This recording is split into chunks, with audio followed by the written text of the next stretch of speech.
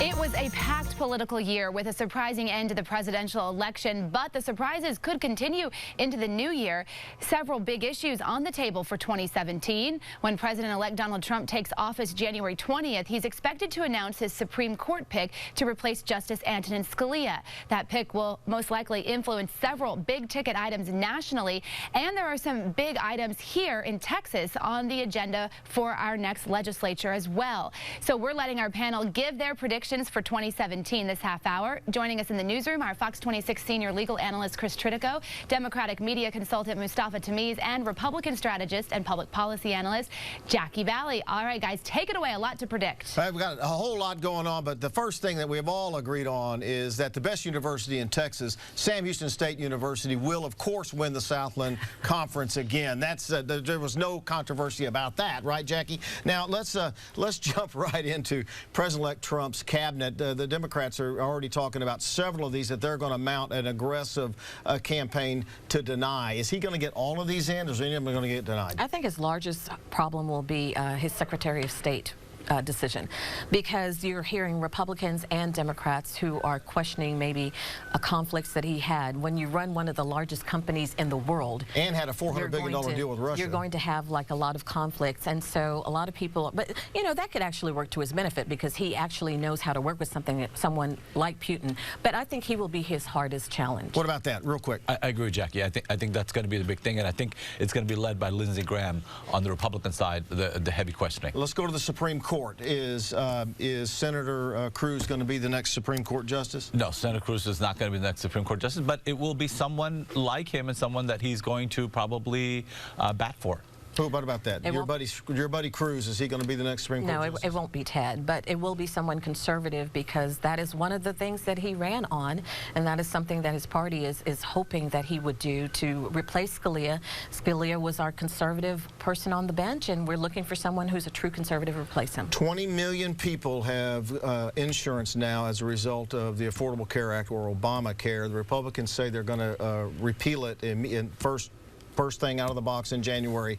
If they do that, it's going to have a negative impact on the economy. Do you see them just a total repeal?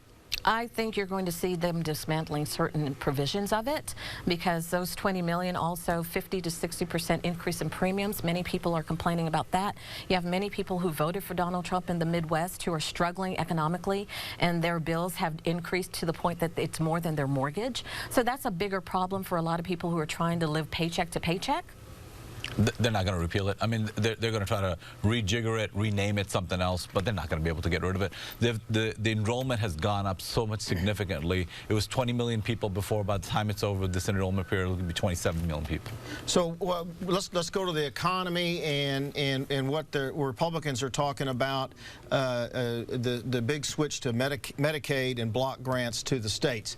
If they do that and you switch to block grants to the state, if that gets through, that's going to have a big impact on the economy, isn't it? Yes, because many of the states have been waiting for something like this. This was a political problem. I mean, Texas has been waiting for $10 billion in Medicaid expansion. They're not going to call it Medicaid expansion, they'll call it something else, but you're going to get those block grants, and that's going to really alleviate the pressure on the hospitals and physicians across the state. Well, as a states' rights person, you want to have more control, correct? So this is something that actually does that. You'll have more control. You have states will have more control over their budgets. What we do in Texas is quite different than what they do in Ohio. So I see a lot of people being actually a fan of this. And then from an economic standpoint, we have to look at the Trump bump, something people are calling the Trump bump. We've seen very positive moves in our economy just by the fact that he's been elected. So we're hoping that that trend will continue. One more question about President-elect Trump, then we're going to move to the state. He has yet to divest himself of his companies. He delayed his speech, and it appears that he just wants to let this thing go by and get inaugurated and not make any major moves with his company. Is that going to happen? I don't agree with that statement. I do think that he is, this is very complicated. This is a company he's had very long, and his press secretary, or the person who will be his press secretary, and other people around the company have said that he is actually working to distance himself and to remove himself from the company. He's got a lot of joint ventures around the world, and you're going to start seeing the names of those people come out publicly, and that's going to surprise a lot of people and frighten a lot of people. All right, let's go to the state Texas legislative session. We've got a lot of issues that this Texas needs to deal with.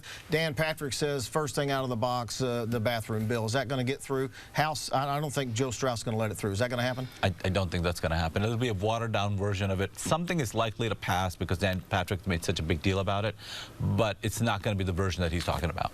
Well, we don't even know what version that will be. We do know that there are a large percentage of Texas voters, a greater percentage of Texas voters, want something to be passed, want some kind of protection, because a large percentage of Texas voters do not want transgenders going into women's bathrooms. So whatever version is going to come out of the House or the Senate, something will come out to please the voters of Texas. What about we got 1 minute left, so let's go to sports real quick, because I know y'all love sports. The Texans, we still don't have a quarterback. What's going to happen with the Texans this season? I know you love football. Yeah, I love football almost as much as baseball. Yeah, I have no idea what's going to happen to Texans.